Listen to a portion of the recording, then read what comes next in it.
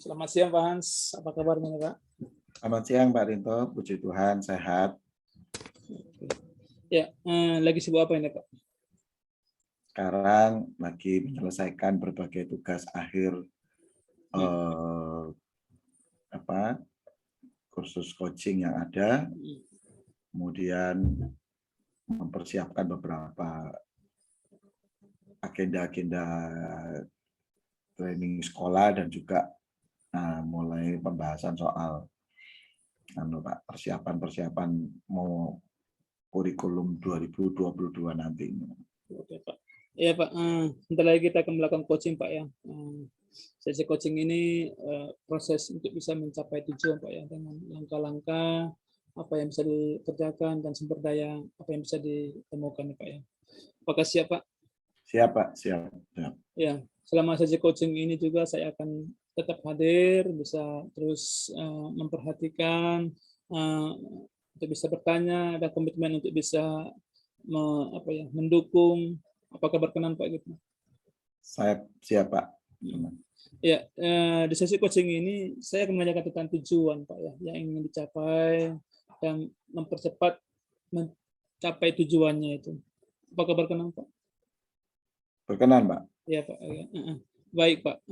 Apa tujuan yang ingin Bapak capai di sesi coaching kita saat ini Pak ya?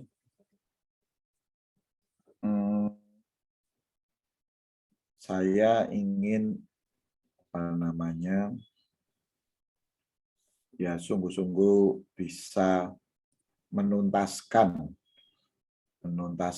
dan harapan saya tuntas itu bukan hanya PR-nya ya, tapi semoga pemahaman, skill-nya betul-betul tuntas, khususnya di yang soal guru coach ini dulu Pak. Ini yang dalam waktu terdekat ya. Oke. Sungguh-sungguh ingin memaksimalkan, bukan hanya mengerjakan tugas-tugasnya, tapi bisa memahami dengan baik skill-skillnya gitu Pak ya. Betul Pak. Kira-kira itu bisa tercapai Pak di akhir sesi coaching kita ini Pak? Saya berharap bisa Pak. Saya berharap bisa. Oke. Apa saja yang ingin perlu Bapak lakukan Pak ya, untuk bisa mencapai tujuan itu Pak ya? Bukan hanya sekedar mengerjakan tugas, tapi bisa memahami sungguh-sungguh skillnya. Apa yang perlu Bapak lakukan Pak? Kalau sekarang ini saya betul-betul merasa perlu punya waktu yang baik untuk proses-proses coaching, khususnya Prabono itu Pak. Itu yang sedang saya pikirkan bagaimana bisa melakukannya dengan baik, karena terus terang kesulitannya adalah memang sementara ini pada pengaturan waktu yang bisa menemukan waktu yang sangat enak dengan klien-klien pro bononya sendiri begitu sih. Dan sebenarnya harapan saya bisa bertemunya secara langsung, tapi kalau secara langsung maksudnya kayak di live ruangan, mereka seperti agak keberatan kalau di Zoom atau kalau di video begitu. Tapi kalau lewat Zoom mungkin masih lebih oke gitu. Mereka masih oke. Nah, cuman kan ya kalau secara kerinduan sih kepinginnya bisa hadir ya, betul-betul yang kelihatan hadir. Tapi ya ini masih kesulitan kalau mau, karena mereka kalau mungkin lihat ada perangkat kamera, ada apa itu agak nervous begitu mungkin.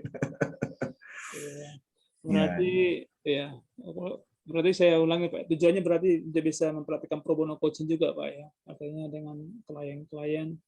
Iya, artinya menurut saya untuk saya bisa mencapai tujuan tadi yang saya sebutkan, itu memang sekarang ini yang masih paling perlu adalah meningkatkan jam, terutama pro bono, supaya saya bisa menguji juga pemahaman. Nah, teman pro bononya sih kepinginnya yang betul-betul live, yang seperti berhadapan-hadapan langsung, kemudian kliennya bersedia untuk di recording supaya dipelajari. Tapi sejauh ini memang masih kesulitan. Tapi kalau bertemunya lewat Zoom mereka mau, enggak apa-apa direkam. Tapi kalau ketemu langsung entah kenapa mereka merasa jadi enggan gitu ya. Nah, saya takut kalau memaksakan diri nanti mereka malah enggak bisa ngalir dengan enak gitu sih. Oke, Pak. Apa kekuatan kita mungkin belajar kita mengidentifikasi kekuatan dan kelemahannya, Pak ya. Baik, mungkin kira-kira apa kekuatan mungkin yang bisa Bapak miliki dalam mencapai tujuan itu, Pak ya? Kekuatan mungkin baik yang yang live coaching atau yang mungkin lewat Zoom coaching gitu, kira-kira apa mungkin kekuatan? Iya, saya berharap sih sebenarnya kalau bisa live kan saya bisa betul-betul merasakan hadir yang secara langsung ya, itu maksudnya.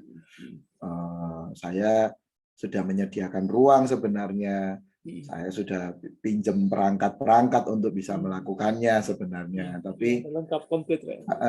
kebetulan bisa pakailah fasilitas di sekolah untuk melakukan itu. Tapi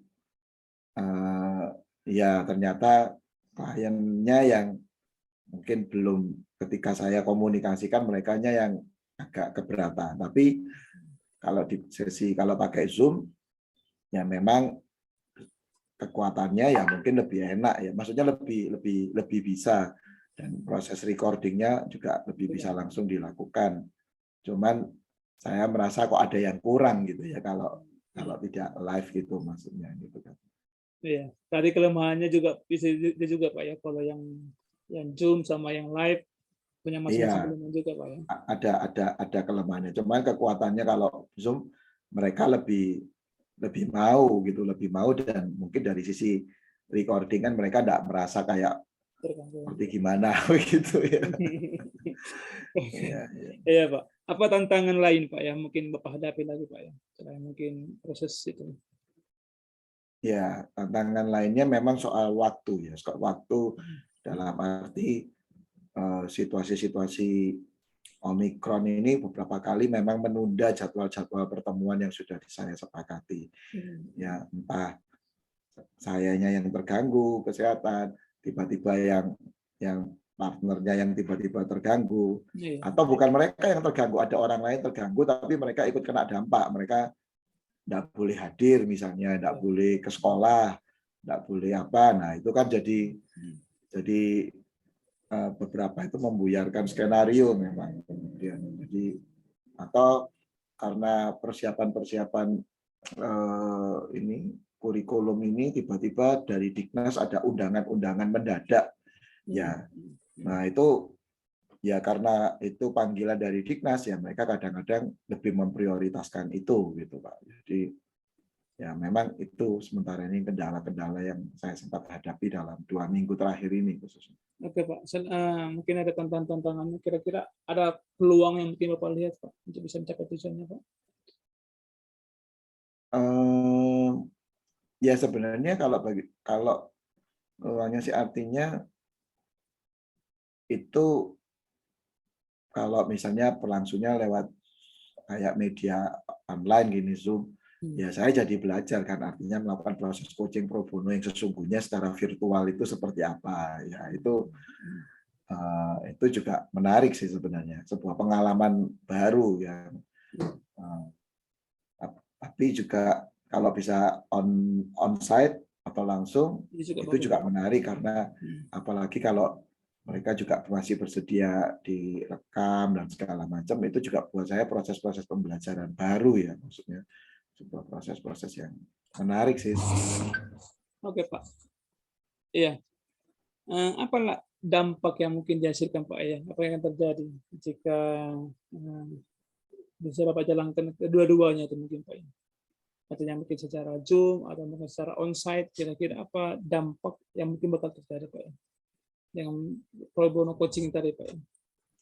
Iya, mungkin paling tidak saya akan punya 2 pengalaman. Pengalaman melakukan proses coaching pro bono yang secara virtual, dan kalau ada yang bisa onsite punya pengalaman yang betul-betul berhadapan langsung. Jadi akan punya 2 pengalaman pembelajaran, ya, termasuk akan belajar juga 2 pengalaman bagaimana mengatasi kesulitan di 2 situasi tersebut. Itu itu yang pasti akan menjadi sebuah dampak yang saya bisa pelajari. Yang kedua, ya akhirnya dengan pro bono itu kan saya bisa mengukur mana yang keterampilan mana yang selama ini jarang saya pakai dan perlu dilatih, keterampilan mana yang mungkin perlu diperbaiki atau perlu ditingkatkan dan segala macam. Wow. Itu sih. Oke Pak, untuk bisa mengembangkan strateginya lagi Pak, untuk bisa mencapai tujuan, menambah jam terbang pro bono coaching, bisa melakukan dengan onsite maupun atau dengan Zoom, kira-kira apa informasi yang Bapak perlukan lagi Pak ya untuk setiap langkah-langkah itu Pak ya?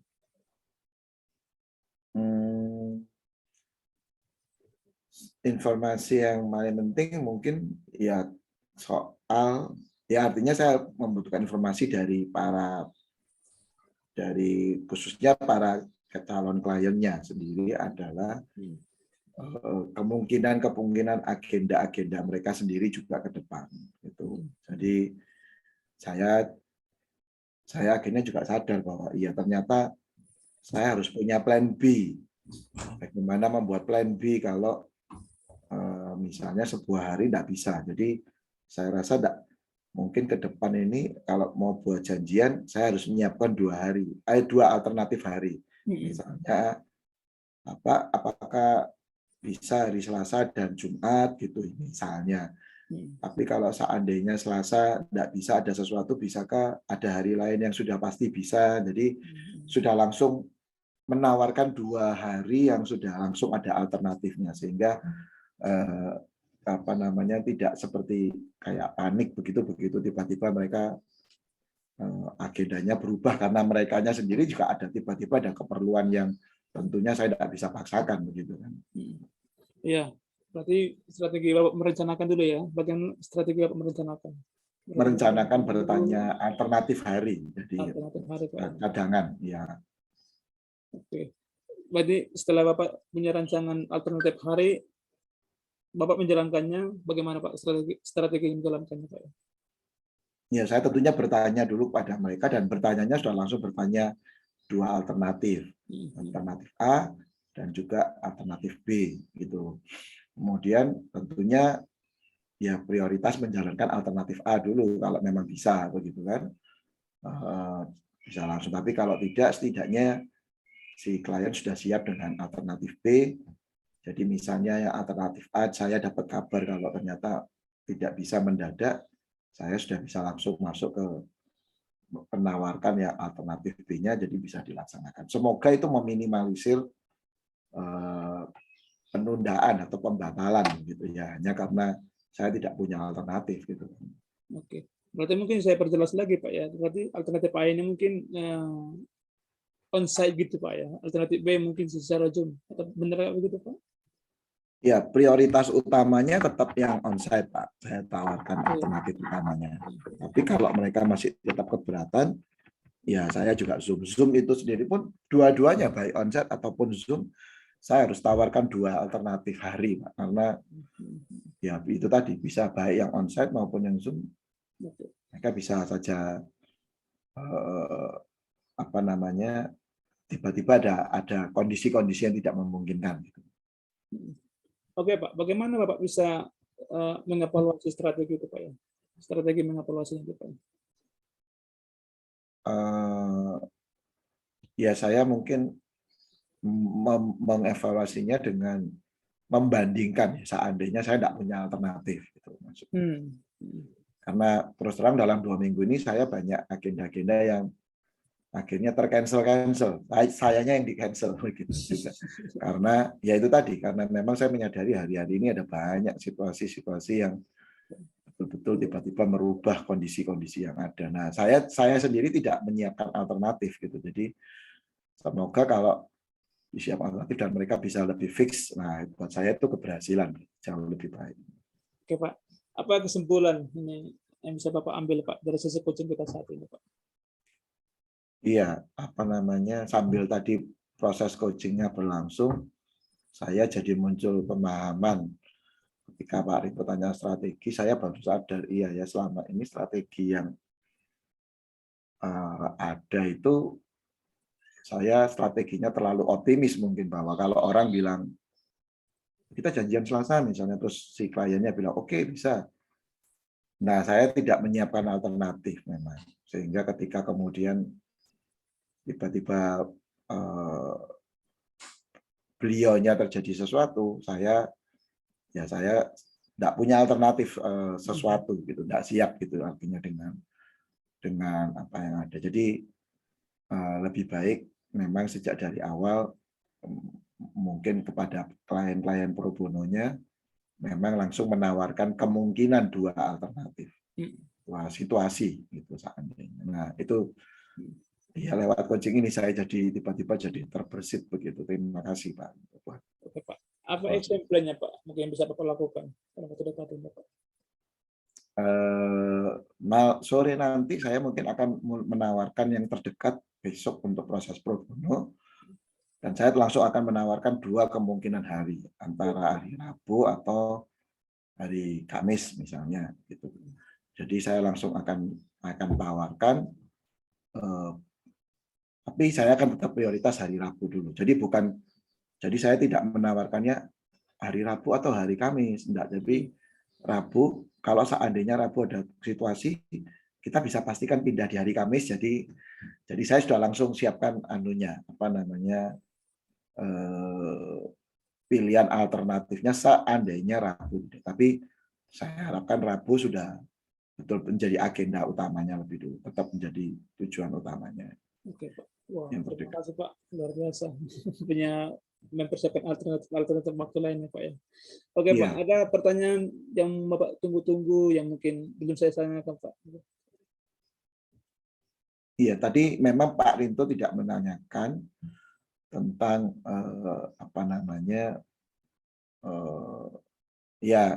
apa yang tadi saya sebut, maksudnya soal apa yang selama ini jadi hambatan saya dalam proses merencanakan janji itu ya.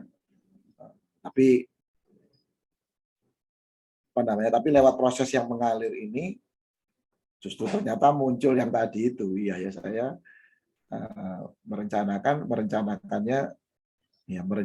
merasa pasti berhasil begitu, tapi tidak memperhatikan kondisi-kondisi yang ternyata realita ada. Tapi tadi Pak Rinto juga sempat menanyakan hambatan-hambatan yang ada. Nah, ketika pertanyaan hambatan itu tadi memang, itu yang